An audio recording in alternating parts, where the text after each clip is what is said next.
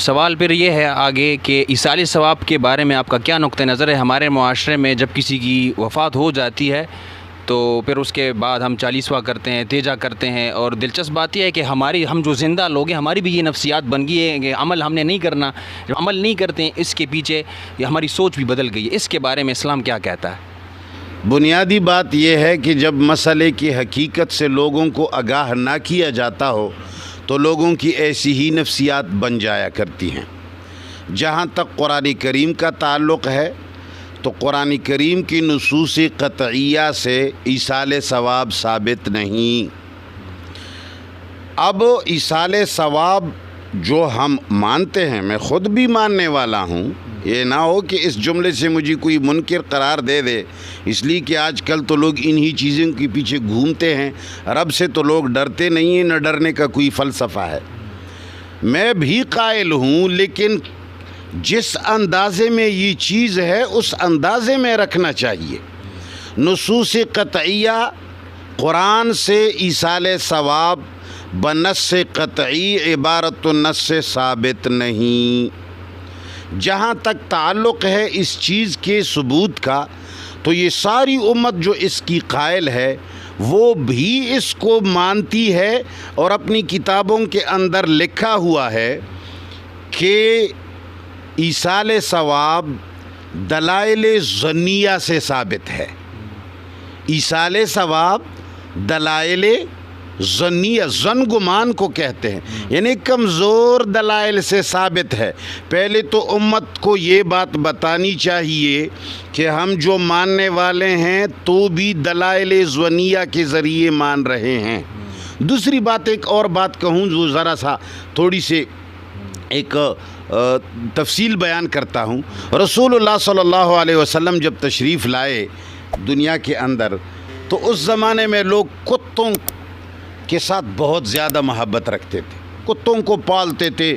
یہ شوقیہ کتا ہے، یہ لڑاکو کتا ہے، یہ فلانا کتا ہے، جس طرح کہ آج کل ہے گاڑیوں میں لوگ رکھتے. تو رسول اللہ صلی اللہ علیہ وسلم نے جب ان لوگوں کا رجحان دیکھا اور لوگوں کو دیکھا کہ قبروں پر ٹوٹتے ہیں، لوگوں کا یہ رجحان دیکھا تو رسول اللہ صلی اللہ علیہ وسلم نے یکسر کتوں سے بھی منع فرمایا، قبروں سے بھی منع فرمایا. یہ نہیں فرمایا کہ اس طریقے سے جاؤ، اس طریقے سے جائز ہے. چونکہ لوگوں نے یعقوب بنایا ہوا تھا تو رسول اللہ نے فرمایا کہ جہاں کتا پاؤ مارو. رسول اللہ نے فرمایا کسی قبر کے پاس مت جاؤ، جو جائے گا مشرک ہے. منع فرما دیا. جب سارے لوگوں نے کتوں سے اتنی نفرت پیدا ہو گئی، معاشرے کے اندر اتنے کتے مار دیے گئے کہ نفرت پیدا ہو گئی، دل کے اندر جو محبت تھی نکل گئی. تو اب رسول اللہ نے فرمایا کہ ہاں بس اب 3 کتے پالو، فلان فلان فلان، بات ختم. پھر فرمایا الا فزوروہا، اب وہ یعقوب والا سلسلہ ختم ہوا. لہٰذا اب اگر قبروں کے پاس اس نیت سے جاتے ہو تاکہ تمہیں قیامت یاد آ جائے، موت یاد آ جائے، تو جا سکتے ہو. دعا کے لیے نہیں، زیارت کے لیے نہیں، ان کو خوش کرنے کے لیے نہیں، اس سے مانگنے کے لیے نہیں، اس کو ایصال ثواب کے لیے بھی نہیں. لتزہد الدنیا وَلِتُذَكِّرَكُمُ الْآخِرَةَ، تاکہ تمہیں آخرت یاد ہو جائے، دنیا سے بے رغبتی پیدا ہو جائے. صرف ان 2 چیزوں کی خاطر قبر کے پاس جانا جائز ہے صحیح العقیدہ آدمی کے لیے. تو ہم بھی یہی کہتے ہیں کہ جس طرح کہ آج کل لوگوں نے ایصال ثواب سے جو کچھ بنایا ہے کہ بھئی کچھ بھی نہ کرو، بس پھر بعد میں تیجا 40واں فلانا فلانا ہوگا اور کام چل جائے گا. مسلمانوں کو کہنا چاہیے کہ ایصال ثواب ثابت ہی نہیں.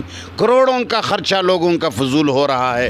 اس لیے جس طریقے سے یہ لوگ کرتے ہیں، جس نیت سے کرتے ہیں، اس میں تو شک نہیں ہے کہ یہ جائز نہیں ہے، یہ حرام ہے، یہ بالکل ناروا ہے. اور جو جائز ہے میں نے بتایا وہ بھی دلائل ظنیہ سے ثابت ہے.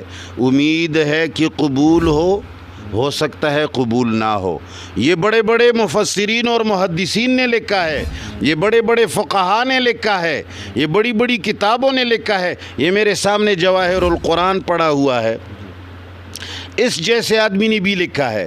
اس کے علاوہ مولانا سرفراز خان صفدر صاحب کی ذخیرۃ الجنان فی فہم القرآن، انہوں نے بھی اپنی تفسیر میں لکھا ہے کہ ایصال ثواب دلائل ظنیہ سے ثابت ہے. جب ایک چیز اتنی کمزور ہے اس کو اتنا ہوا دینا، یہ مولویوں کی کارستانی ہے کہ وہ لوگ حقیقت بتاتے نہیں ہیں. تو حقیقت یہی ہے. جزاک اللہ، آپ نے احسن طریقے کے ساتھ ایصال ثواب کے متعلق آپ کا جو نقطۂ نظر ہے آپ نے پیش کیا.